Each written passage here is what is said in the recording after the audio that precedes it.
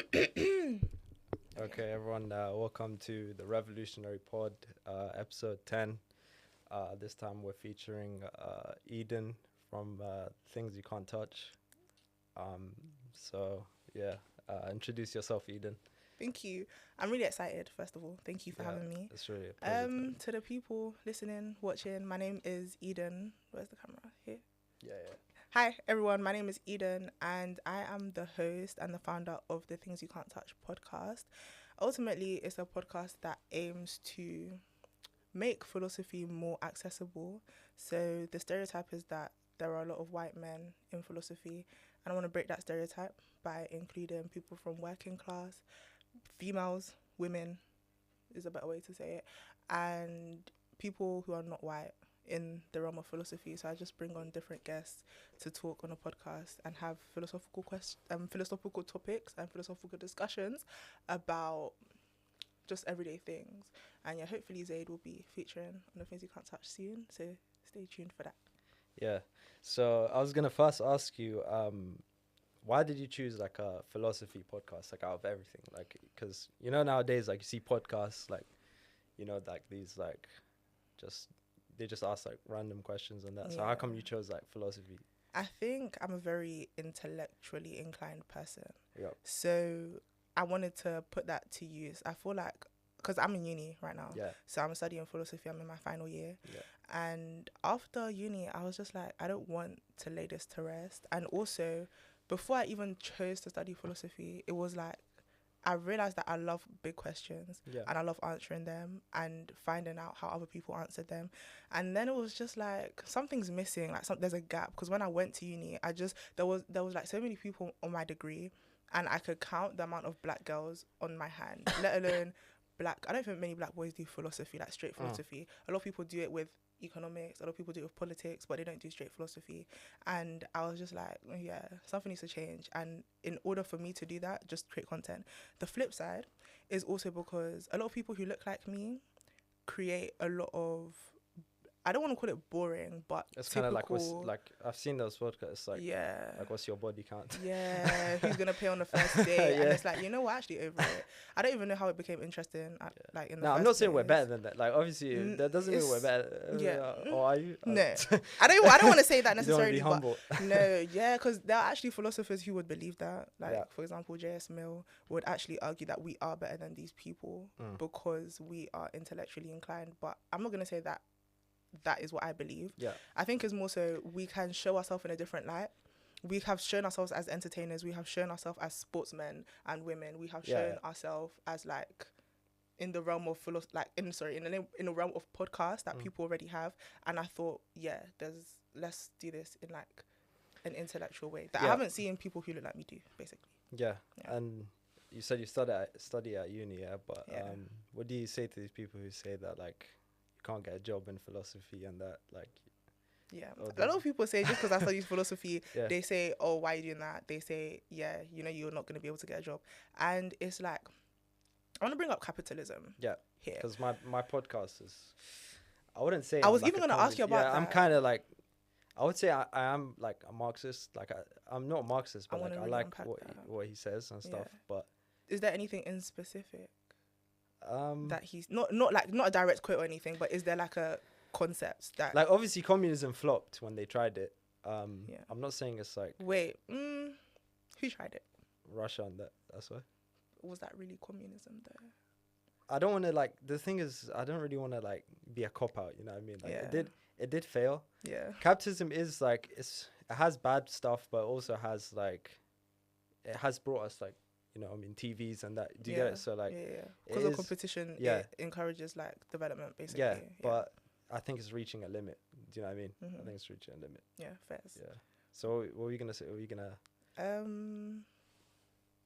about getting a job? Oh yeah. A lot of people say I'm not gonna get a job, but yes, capitalism. I think that's a very capitalist mindset, which, you know, is up to you whether you think it's good or bad. But what I do think is it's very narrow-minded, because the capitalist society, the capitalist world, the capitalist, you know, leaders want you to think that way. They want you to do the subjects and study the things that bring them more money. Because if you look at like the national curriculum, for example, there's English, there's science, there's maths, and there's further maths. And what you realize is countries like the UK have financial, like their largest, like I think it's export. Don't quote me on this, but like the last time I researched, their largest export is like financial services. Yeah, which is basically just bullshit. Exactly. So, and it's like, in order to get into those places, you need to be good at maths, for example, go and study economics. So they're literally using like their capitalist framework to create these little capitalist minions. So in response to that, granted, it's not going to get me the job that you think I want, which is to make a lot of money. Well, I do want to make a lot of money. I like money. But which is like to go into, I don't know, business and all these financial firms and stuff. It's not going to get me that job. But and it could. I can't lie. A lot of people who study philosophy do like work in these areas. But I think people need to start thinking more intellectually and interrogating their thought. I can go and work at think tanks, for example. So to those people who say I can't get a job if I study philosophy, the joke's on you, because I can. I could probably get more jobs than they can. I probably have more options. I'm not gonna lie, it's really ethical that you study philosophy, because you actually study something that, like, you know, is interesting. And now I think like universities, they're just becoming like a factory for like employees. You know what I mean? Like people don't even, like 95% of people don't care about what they're studying. They just want a job. And I think that's sad. I think that's a really like robotic way to go through life. And that's why we only have one life, so do something that you actually like. But I don't know, maybe people, you know, they treat things as a means to an end instead of like as what it is in and of itself. Because if they do care about the end as opposed to the means, then of course. And that's kind of why I started this podcast. It was kind of like, it's called the Revolutionary Podcast, because I kind of just like, I think that we kind of need to like change a bit. The society needs to. That's why I'm here. As soon as I saw like your podcast and like I heard a little bit about what it does, I was just like, this is a bit of me. We need, go on. Sorry. So like, you know, when like ChatGPT first came out, I don't know if you use it. Do you use it a lot? And that is it like your therapist and that? Okay.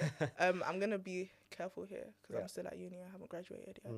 I use ChatGPT to like respond to emails, for example, and even write messages.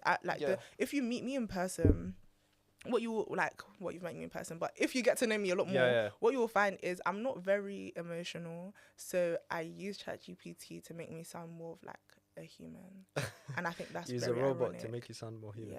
Okay. Very ironic. But basically what I started it was kind of like, you know how you were saying how like university has become robotic, jobs have become robotic. So like when ChatGPT first came out, I was like, what if we actually replace these robotic parts like with actual robots? You get me? Like, you know what I mean? Just like, I know it's not there yet, can't do jobs yet, but it's on its way. It's basically getting kind of close. A lot of people say that.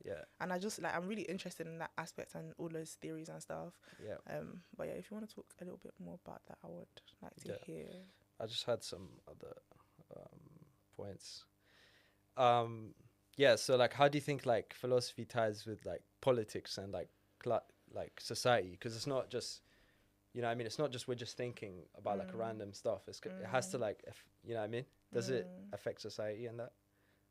How have you found in terms of politics? In terms of like societal change and politics, where would you say like you sit on the political spectrum? That's the thing. Do you know what? I don't know. I'm not going to say anything because I'm not very well versed in politics as well as other people are, to be honest. I think I'm okay. I know a couple of things.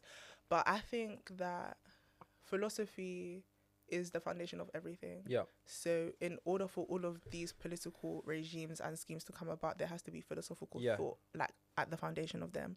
So someone like Plato, for example, he wrote on a lot of different political structures, and he concluded that democracy was the best way to go. And even that, I like to interrogate that concept. Because I agree. Democracy really the right way to go? It's not, because look at America. Everyone voted for Trump. So does that mean... I knew you were going to bring this up. Does that mean that everyone is like, the majority is good? No, sometimes you kind of need to be like, nah, the majority and that's the thing doesn't know what they talk about. With political philosophy, that's a flaw with democracy that is interrogated. Like, what if the majority votes incorrectly. Yep. And the way it looks right now, it's as if the majority voted Very incorrectly. incorrectly. I'm not gonna lie. Even the people who voted for Trump is looking like they're not going to be enjoying their life. Yeah, in, even like, now, most the like next few months. most like MAGA people are like turning on him now. They don't Is really, it? yeah, they don't really like him. But There's nothing they can do about that now, though. yeah, he's even trying to get like another term. Is it? Yeah. How does? Oh yeah, he can do that now, isn't it? Because he. I mean, he could do whatever he wants. Oh yeah, he can. He's the president He's the guy of in the charge. United States. Yeah. But yeah. So yeah, it's kind of like everything's kind of, I don't know. I wouldn't say everything's going downhill, but you know, at the end it can come. You know. What with Trump? Nah, like the end of the world. Like, you know what I mean? Like things might be going in a bad direction. Like we have what's going on in Gaza. We have you know, exploitation of Congo and Africa. Like all that, all this trade war that you just like the world can end. You know that, like.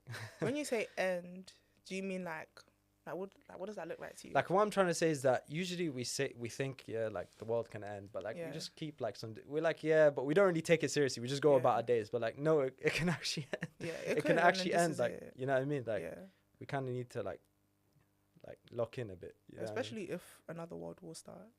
Yeah, it could be the end of the world, but hopefully not. Yeah, that's what I'm hoping. But yeah, in terms of like just politics in general, as I said, philosophy is the foundation of it all. And there was something else I was gonna add, but I don't want to get too technical. No, you can, because I know like if you want to name like philosophers, I probably might know them because I've read a bit. I haven't read too much though. Okay. Yeah. Libertarianism.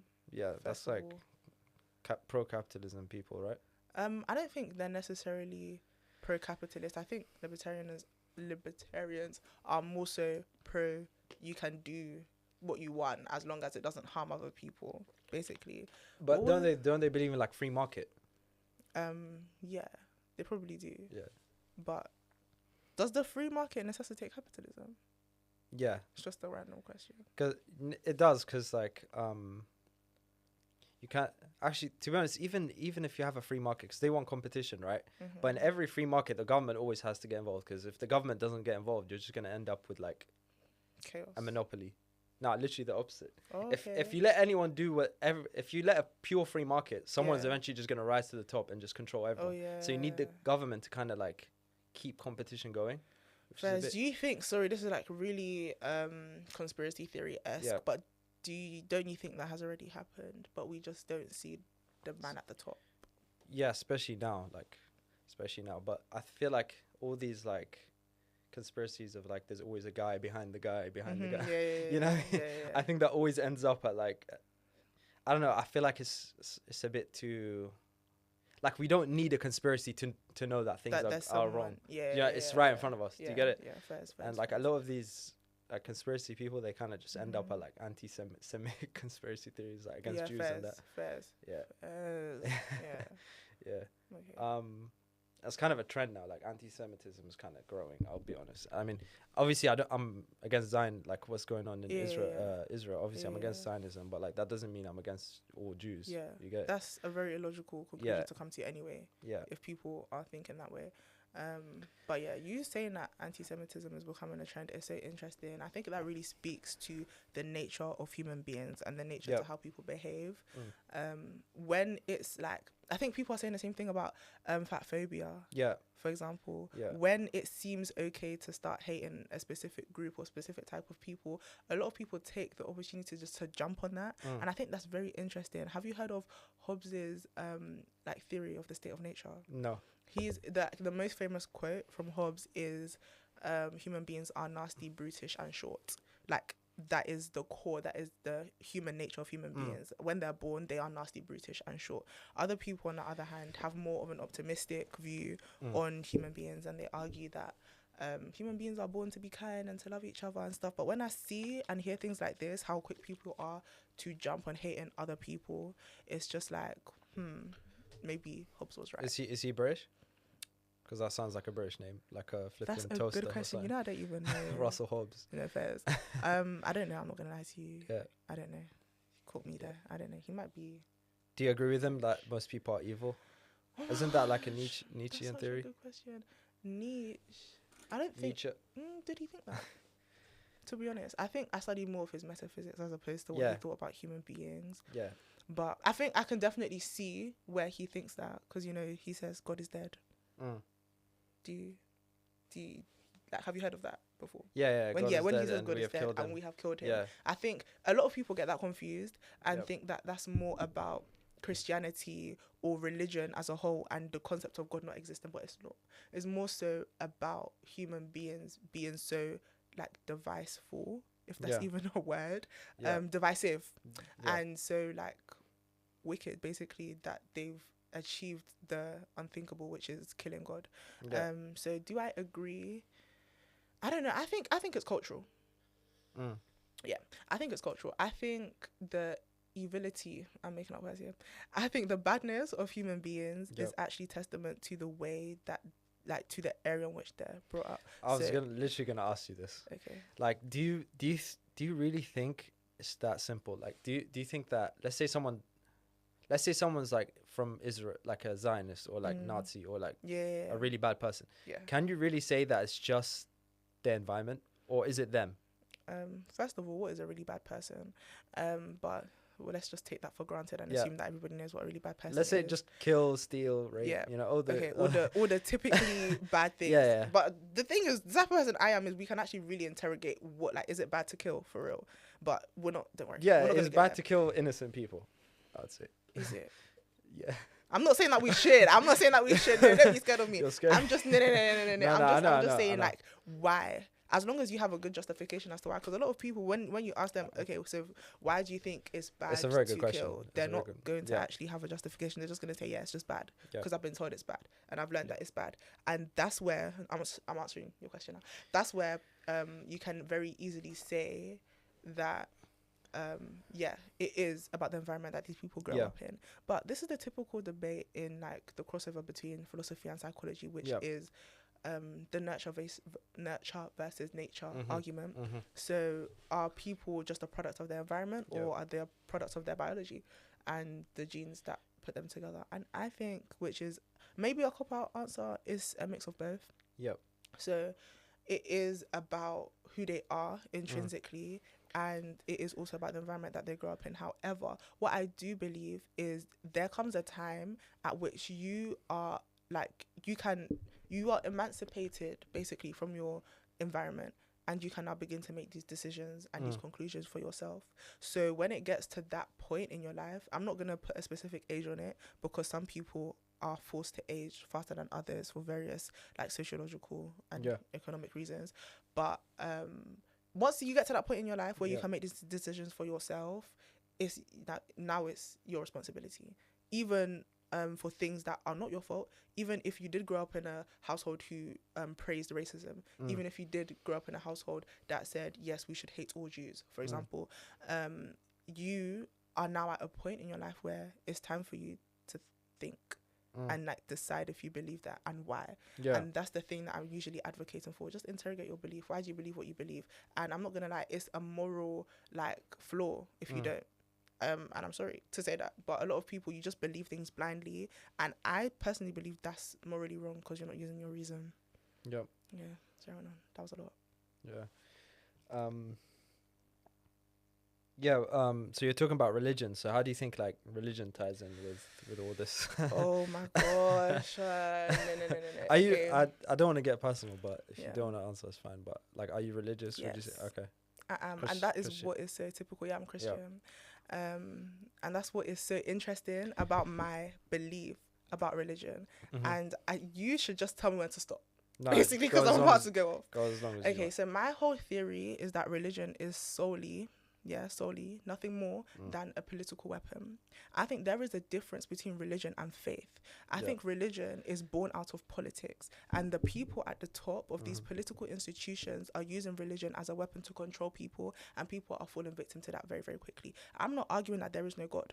I believe that there is a God, Yep. and I believe that people can have a personal relationship with that God. But once we have institutions such as churches, such as, I don't know, mosques, because I don't know that much about other religions, so I'm not going to go that far. Yeah. But once we have these institutions that are controlling people and telling people, you, in order to get to heaven, you need to do X, Y, and Z. Okay, yeah. I think this is all a political ploy from the government that dates all the way back. It doesn't have to date till now, but it dates all the way back to control people, to keep them in line. Because the thing about religion, what it does is it provides a lot of laws, and it calls them what? Divine. Do you know what that word symbolizes? Do you know what that word suggests? These Comes are from- unbreakable. yeah. No, go on. Sorry. Divine comes from like something beyond us. no? Exactly. Yeah.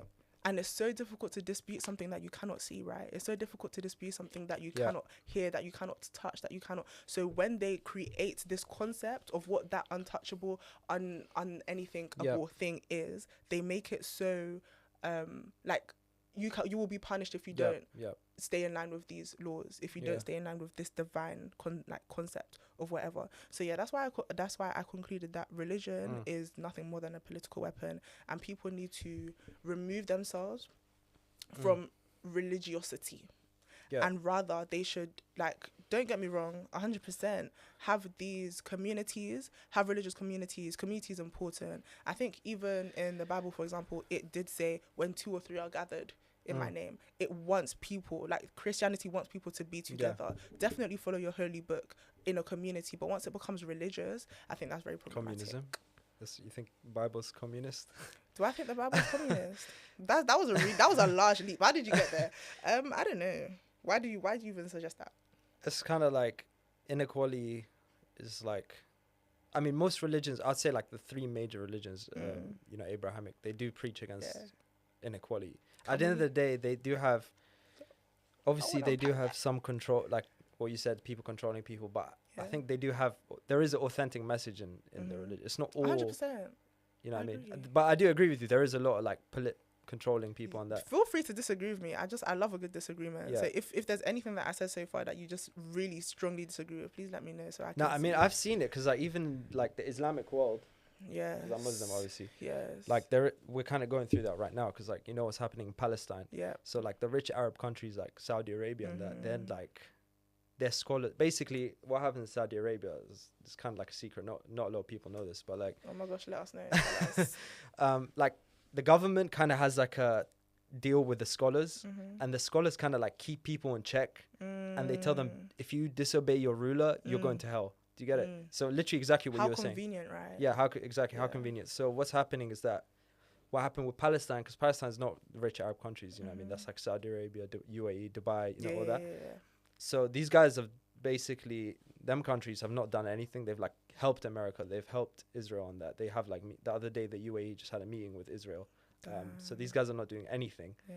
So there's kind of like a divide now. Yeah, in the Muslim world. It's kind of like between like really conservative religious people and like people trying to fight for like a liberating cause, because there's difference between like fighting for like universalism and like your only like then the Palestine movement isn't like an Islamic movement exclusively. It's more like a universal emancipatory movement. Because like people are suffering.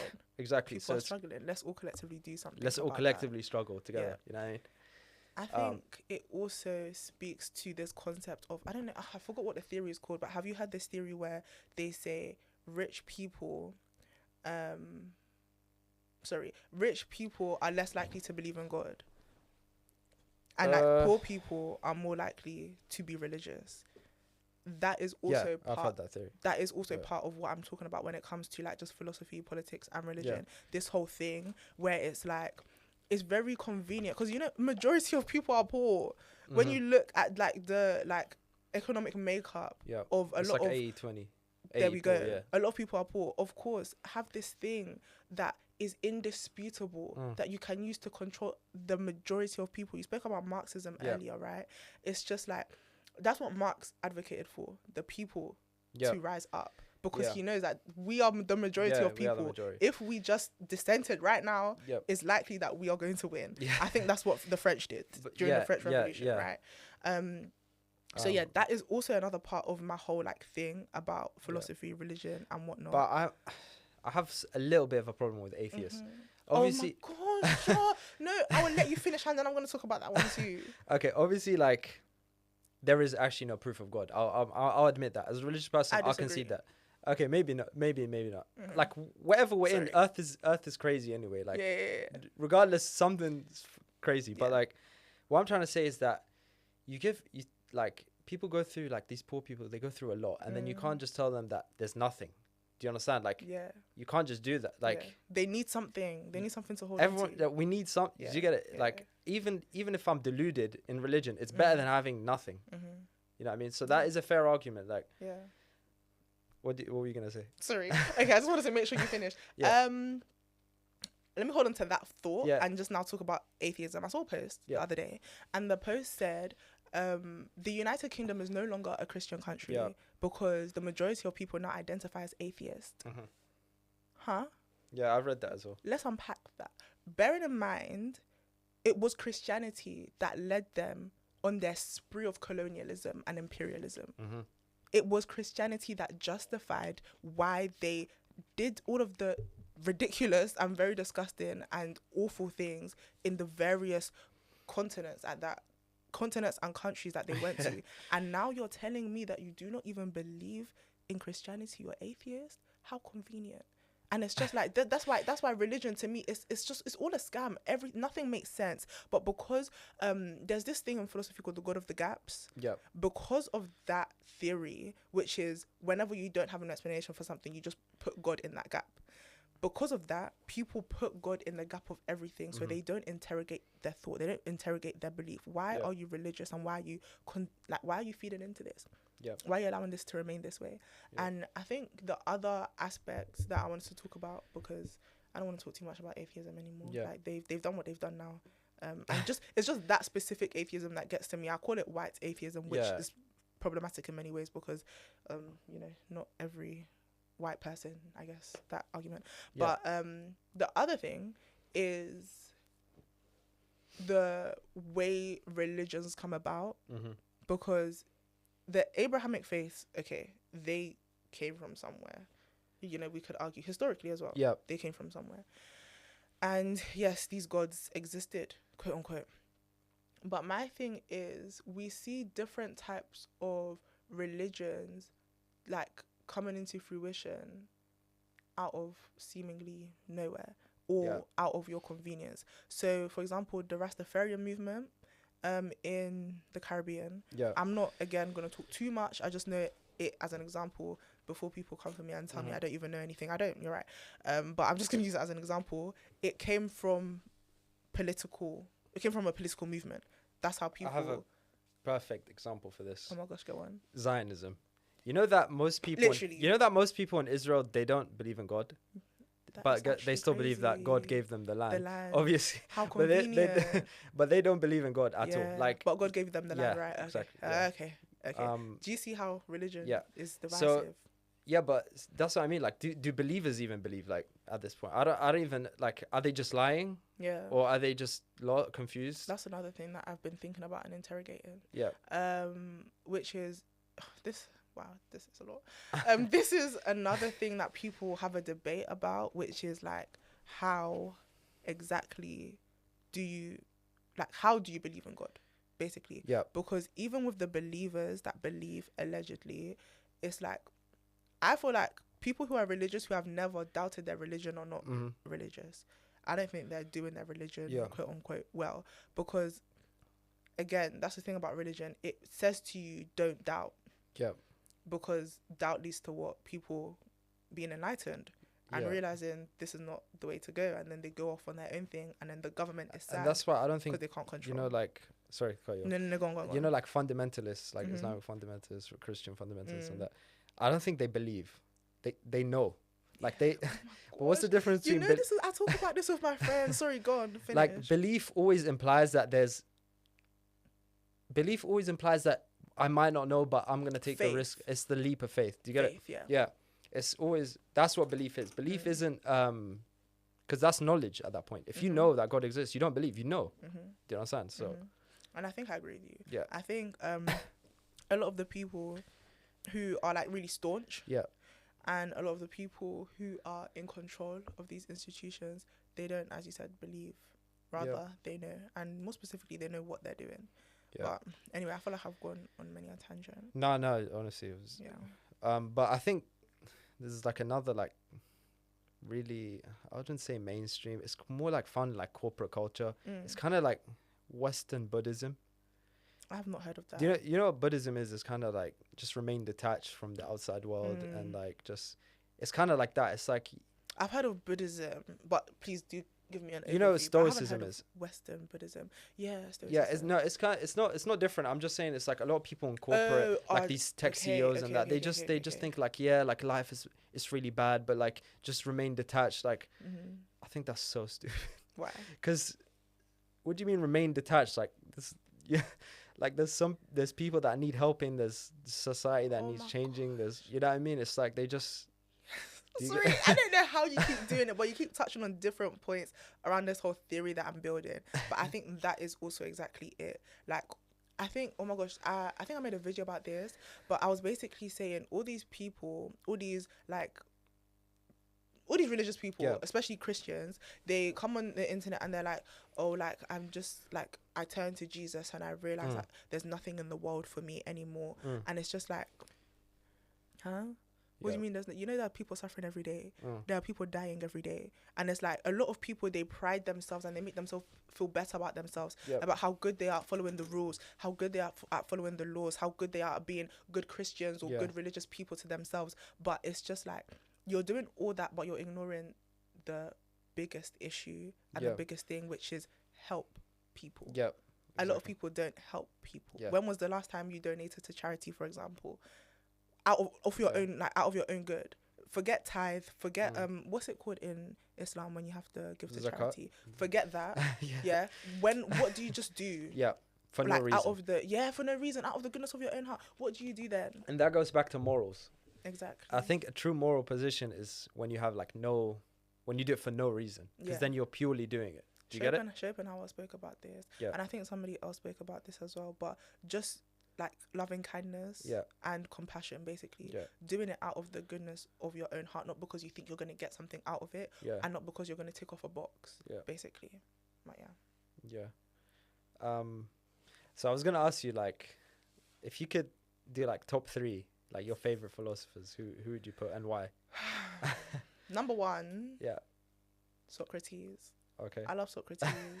Like, I love Socrates. He is the first Western philosopher, quote unquote, but there were philosophers before him, which were like Greek. So there was. Have you been to Greece, by the way? I haven't. Yeah, I have to. I'm not really a traveler.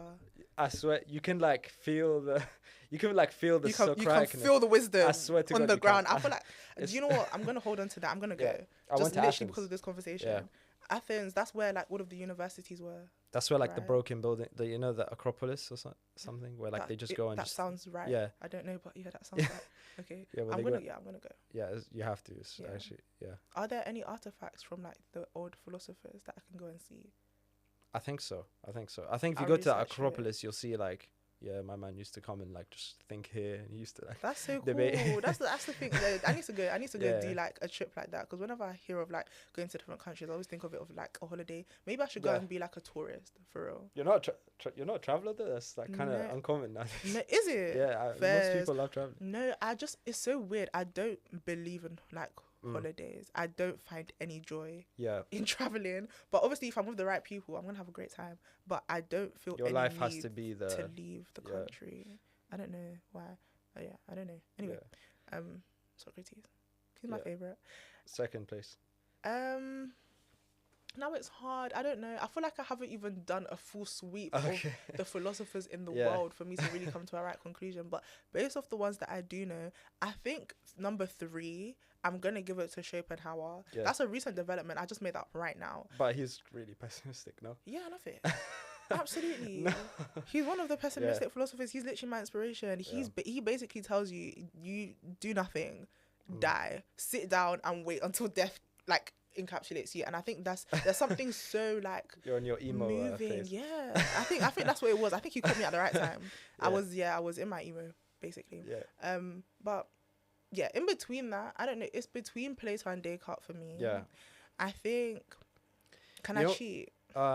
If you want. Yeah. Plato and Descartes, because like Descartes is basically like a medieval version of Plato. They're both very rationalist. So. I have someone like responded to Descartes in like a weird way. Okay. I kind of want to like tell you, but if I'm not making sense, just stop. Okay. So, I'll listen. you know how he said like I think therefore I am, or A equals Oh my A. god, I made a video on this. Anyway, Yeah, sorry. he said like A equals A, like or something like that. So yes. but then some guy was like, okay, like you are what you are not. Like, okay, for example, like there's always that one person. Can you just let philosophy be philosophy? You like, are what you are. Okay. Like for example, I'm like, let's say I'm tall, yeah. You're tall. Yes. Okay. So that means I am not short. So tall is not short. So I am what I am not. So A is not A in a weird way. It makes sense. It makes sense, but it's so irritating. So basically, this is the reason why people don't like philosophers is when they do stuff like this. Yeah. Anyway, sorry, go on. So paradoxically, identity, your identity, is the highest form of contradiction. Right? Because it's literally everything that you are not, more or less, right? Because in order for me to know myself, I have to relate to someone who's not me. Otherwise, I wouldn't know it's me. Oh my gosh. Do you understand? You know, can we just really hold on to that? Because I was having this conversation with my friend and I was like, do you know what it is about the bad thing about being thankful? Yeah. Like the thing that makes me feel really grateful, the thing that makes me feel really guilty about being grateful is the fact that in order to be grateful, I have to know that there is somebody who is suffering.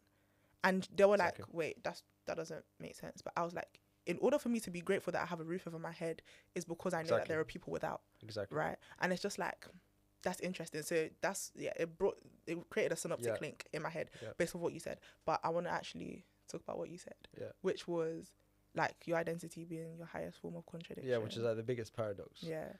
I think I can just pull some context from Plato, who spoke about the argument from opposites. And the thing about Plato and Aristotle, philosophy goes in phases. So the first phase of philosophy, Western philosophy anyway, is like how they were trying to understand the world.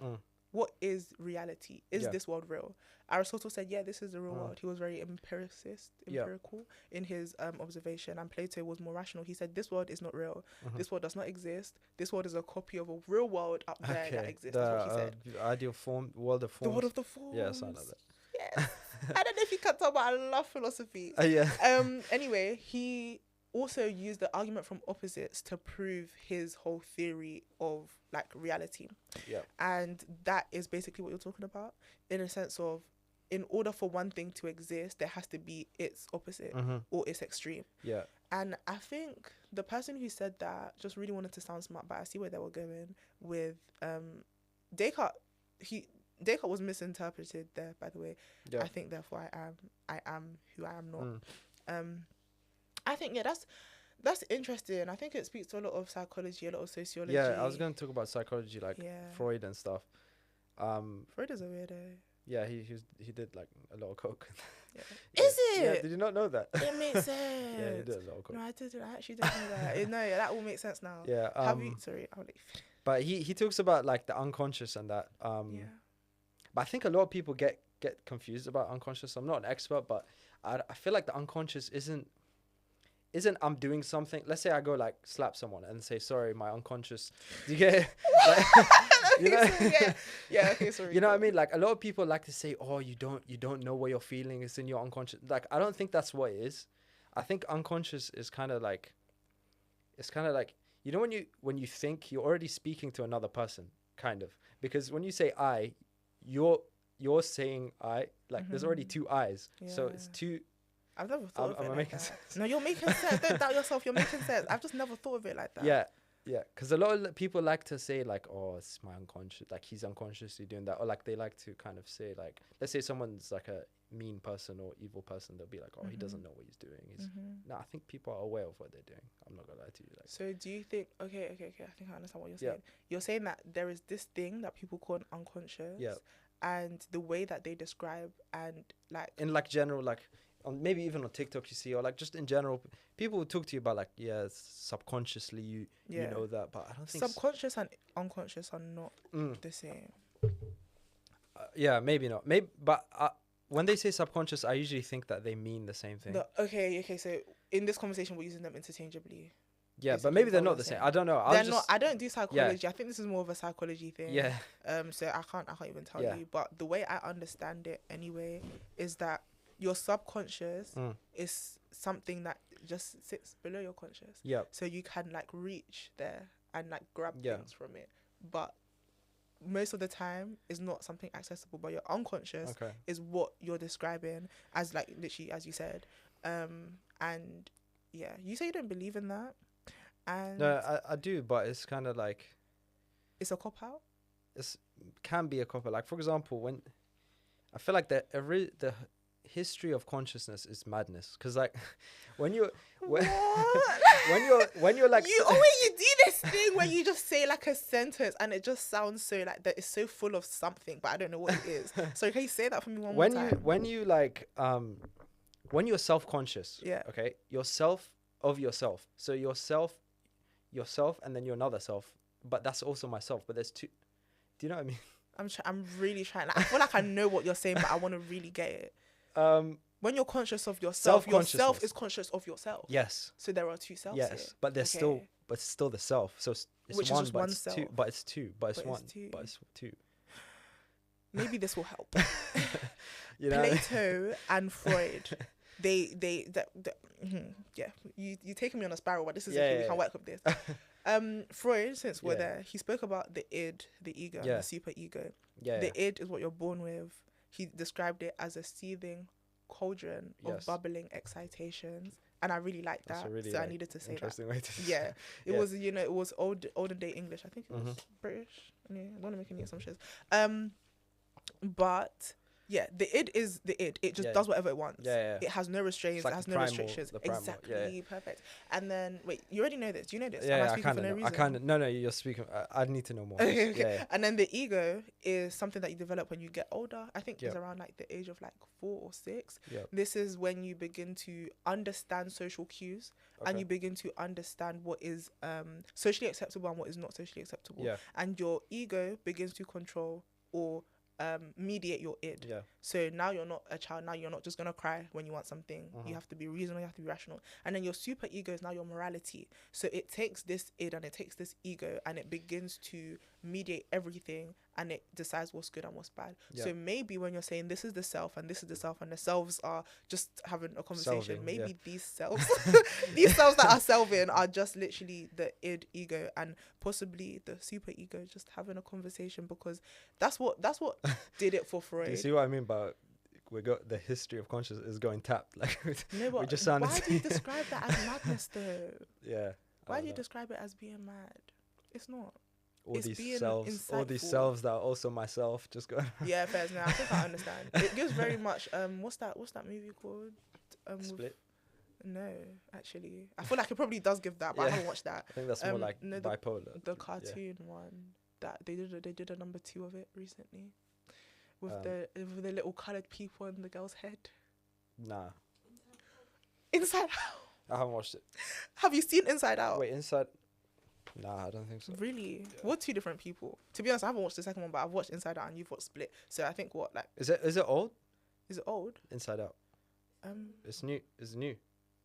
Oh yeah, it's a Disney movie. Yeah. I wouldn't know. I think the second one came out recently. I'm so bad at keeping up with these things, but like I use them as examples, hoping that the other person will know it. But you're just as bad as me, it seems. But yeah, sorry, I went on a tangent. No, but that was. I hope that answers your question. Yeah, I think. Does it actually? You can say it was interesting. Nah, it was okay. It was an interesting take. I can. I mean, that. philosophy isn't about. I feel like. What do you think about people who say like philosophy isn't about answering questions, about like asking the right questions? Trying to make it sound like mysterious and that. I think when it comes to philosophy, a lot of people say just a lot of things. Yeah. And because it's philosophy, people accept it because they've said a lot of things. Mm-hmm. But I don't think I entirely agree with that. I think, yes, 100% we need to ask the right questions. Yeah. But I do think it is about answering them as well. Yeah. But a lot of people get it mixed up. They think philosophy is about people competing to say what is the right answer and what is the wrong answer. And, oh, I'm right and you're wrong. But I think everybody needs to just calm down. That's not what philosophy is about. Yeah. It's more about people having these interactions and these conversations about who's right and who's wrong. so that everyone can collectively come to the right conclusion. So I think of it as like a process of elimination. Do you know a guy called Slavoj Žižek? No, but I've heard of him. He's kind of funny. Who is he? Just YouTube, like watch him on YouTube when you go back. He's a little bit. Now I'm scared. He's a little bit I tab, don't know but what like, I'm gonna see. yeah, I get like a lot of my talking points from him. So, Okay, I'm gonna yeah. watch it. You're gonna have to send me the name of that. Yeah, I'll send you. spell it. Okay. But he kind of has this theory called like Christian atheism. It's really weird. Oh, please talk more about sorry, that. back to this like paradox. Like, no, it's fine. I opposites. love this. So he basically thinks that like the whole message of Christianity is that Jesus died. Jesus as God died, and God is dead, and now that's atheism. But God died, kind of leaving us with atheism is like his message to us that it's like up to us to make the world right. And that, do you know what I mean? I think I understand. So it's kind of like he died for no reason, but paradoxically that's what gives us the reason. So it's the nothing that ends the something and the selves. Oh my gosh, yeah. That's You know? definitely it's very like Camus. I think very. Have you heard of absurdism? Absurdism. Yeah. Yeah, I think that's what it gives. It gives very much that. And what do I think about that? I don't know. I think that's interesting. Yeah, because it's like, yeah, he's basically saying that like God died, and that's the message of Christianity. That's in Christianity. Yeah. Easter's coming soon. Yeah, I think that's very fitting for the season. Yeah. Yeah. So, we have to make the world right. Type shit. But like, but isn't that the Christianity then? Why do people have to complicate stuff and add atheism? Isn't that the Christianity part? Yeah, because without the atheism, you wouldn't have. Like if he didn't die, without it's the kind death of back to this God. theory of like if there's not the opposite, there's not the. Okay. Yeah, just a bunch of words. That's the problem with philosophy. This is why people don't like us. But Just a bunch of awful. Yeah. Yeah. No, I understand what you mean. Yeah. I was gonna say something that you just reminded me of before. Yeah. Do you mind if I just begin to speak? Yeah. No, I don't want. I was gonna say, something that's really interesting is BC, so before Christ and before the Abrahamic religions, there was already religion. Yeah. That's also another part of my theory of religion as to why I don't think religion is religion. Because before religion, there was religion. So what was the religion doing? But I think Politics. here's where the... Sorry. Can I cut you off? Yes, please. Okay. Here's where, like, the Jews come in. Like, the Judaism was the first religion to, like, say, okay, fuck all this... Sorry for swearing. Am I allowed to swear? You don't mind? What? Please go on. Yeah, fuck all this, like... Oh, you worship a cow one day. Okay, no shade to Hinduism. I'm just saying, like, you worship like a stone, or you worship. They just said like, like one God. That's the revolution of Judaism, and then Christianity, and then Islam. So, I think before that you didn't really have a singular God. No, maybe you did, but like it wasn't really mainstream. Yeah, I think I agree. Yeah, so people used to worship like anything, like the sun and that, and then which is where like the Greek gods and like the Egyptian gods and all of that stuff existed. Yeah. And what is interesting is like how it flipped. Yeah. Because this is what Nietzsche, I always struggle to say his name, but Nietzsche. Yeah. Him. This is what he's talking about. It's an ugly name. Germans are ugly language. No shade as well. That's so like controversial. Yeah. No. But I think it can sound nice. Yeah. No, I can. You're right. I'm just being. It's difficult to pronounce for me anyway. Yeah. In those days, in those times, the belief was that in order to be moral, you have to have values and qualities. But these values and qualities is you have to be rich. You have to be beautiful. You have to be strong. You have to be courageous. That is what it is to be ethically good. So back then, if you were ugly and poor, you were morally flawed. And I think that's very interesting. Like Nietzsche, his whole thing and his whole problem is Christianity just came as like a people's revolution. Again, political. I don't think he argues this, but that's what I'm using his argument to say. That it's a political plight for like freedom. He's basically saying that like just because you're rich and just because you're... He's basically saying like no excuses for the weak, kind of. I don't know. I feel like he's a bit reactionary. Nietzsche? Yeah, he's a bit reactionary. I'm not gonna lie to you. Like he'd say like, people who are weak, they just make excuses because they're just jealous of the people at the top. Isn't that what he says? Yeah, I don't really agree with that. Especially as like a liberal. Yeah, but I don't know. It's like he's not terrible. He has some good ideas. He's alright. Yeah, but I don't know. I don't really, because you were saying how like back in the day that wasn't what were you saying, like intelligence, beauty, that was viewed Yeah, as, those but were the things that were ethical. But but now, is it really that much different nowadays? Like with all these like Kim K's being pushed, like you just have to. I mean, I'm not hating on Kim K as well. No, like, no. but like, Well, you can hate on her if you want to. no, but I'm not hating. I Like, think don't really. that's a good question. A lot of people say she's like the modern. What's her name? Marie Antoinette. Nah, I don't think she's that bad. Oh. Who's Marie Antoinette? I feel You know like the I girl should from the French know. Revolution that was like, let them Okay. eat cake. Yeah. Okay. I do know she is. Yeah, I don't think. No, I don't think Kim No, K is that yeah, bad. I don't think she's that bad, and I don't think she should have that much influence over people. But she does push elitism a little bit. Yeah, I've heard a couple bit. of the things that she said. Is she the one that said people don't want to work anymore? It was Yeah, like come on, like you're a billionaire. yeah, and it's like it's easy for you to say because you're literally rich. Okay, fairs. That's a good question. Is like beauty and being rich still associated with being morally good and ethical? I don't think so. I think people or like dating standards or like modern dating standards. Like is that what people look for in like a partner? Is it like what's pushed and stuff? Yeah, because of capitalism. I think 100%. But I don't know. A lot of people are focused on the image. A lot of people are focused on how things appear and how they can be perceived and like the optics, what other people think of them. And I think that's just a human thing. I think that's just, maybe you can call it a human flaw, because sometimes it doesn't matter what other people think. Sometimes just do your own thing. And I think it causes a lot of problems. Like this whole thing where, like, it happens a lot in the UK. People have been talking about it on TikTok as well. It happens a lot where someone would have like an opinion or do something different to everybody else, and then they get dragged, and then they get laughed at, and then they get ridiculed, and then because they're different and they're doing something differently, and then everybody just ends up looking the same. Everybody just ends up like aspiring for the same thing. So when it comes to relationships and like dating people, they are all looking for the same type of thing, not knowing that that's not what they want. Yeah, if that makes sense, because they're too afraid to be different. But I feel like, do you think that people kind of just like want, like let's say someone wants like the perfect girl, like she's gotta have, you know what I'm saying, like she gotta be like how can I say this? I feel like true love. Do you think it's like dead nowadays? Like, I don't believe in love. You don't? I don't know if you know that. So I'm not the right person to ask this question. I feel like behind all this pessimism, like I love Schopenhauer, I don't believe in love. Nah, I think this is a lie. No, like, come on. This is not a facade. I promise. This is not like, no, this is not that. I don't believe in love.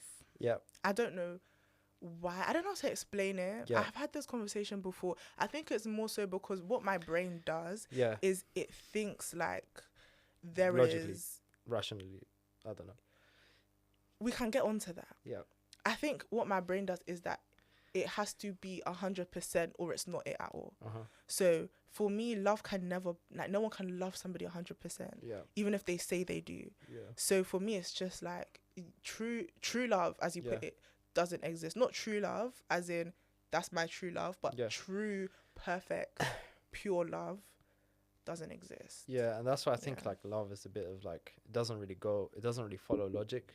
Because it's like, why would I waste my whole life? Why would I throw my whole life for one person? Like, I think that depends. But maybe it's worth it. I don't know. That's the thing. I think it depends on what love is to you. Because for some people, loving someone is letting go.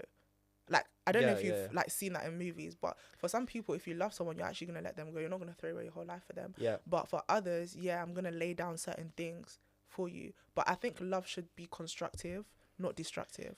So if you're doing something for the sake of love, it shouldn't be because if you're doing something for the sake of love, that shouldn't stop you from doing what you want to do. Two people loving each other should build each other up. I agree, but I feel like more like dating or like having like sexual relationships without love, I feel like people usually, even if they do it, they always like, there's always that like, I think it's because of the society that we're in today. I'm not gonna lie. People are too accessible. Yeah. If you didn't have a phone and the only person that you could like end up in a relationship with was the person down the road, you're gonna stay with that person down the road. You're gonna make it work. But it's because now we have dating apps. People like what do you call it? Globalization. Yeah. It's people are too accessible. That's why I think we should stick to the traditional roots personally. But I feel like it's way easier to just like have one night stands here and there and like just, you know what I mean, just don't get attached. But like when you're actually in love, it's like it's kind of like it's like a catastrophe. Harder. Yeah, It's because kind of you like, care. yeah, Once you care about stuff, but it gets harder. but though. it's a catastrophe that's good in a way. Like even though I waste so much, because when you're in love, like you just, you know, what I mean, you're just obsessed with them. Like Yeah, you can't you're stop thinking irrational about them. sometimes. Yeah, Yeah, but maybe it's worth it. I don't know. I don't know. Yeah, I don't know about worth it. 'Cause I told you I don't believe in love. yeah, yeah. But yeah, we have to wrap up soon. Do you have any like final notes? Any? I don't even know. All I have to say is like this whole conversation, like Yeah. from the starting point to where we ended up, I love every single second. Like this is my bag. This is my thing. I just love talking and like thinking about things that people don't usually think about. So Yeah. I just thank you. Like honestly, I really appreciate this. Nah, Sounds great. thank you. Honestly, it's been an honor to have you here. It's been the Revolutionary Pod with Eden from Things You Can't Touch. Yeah. Thanks, guys.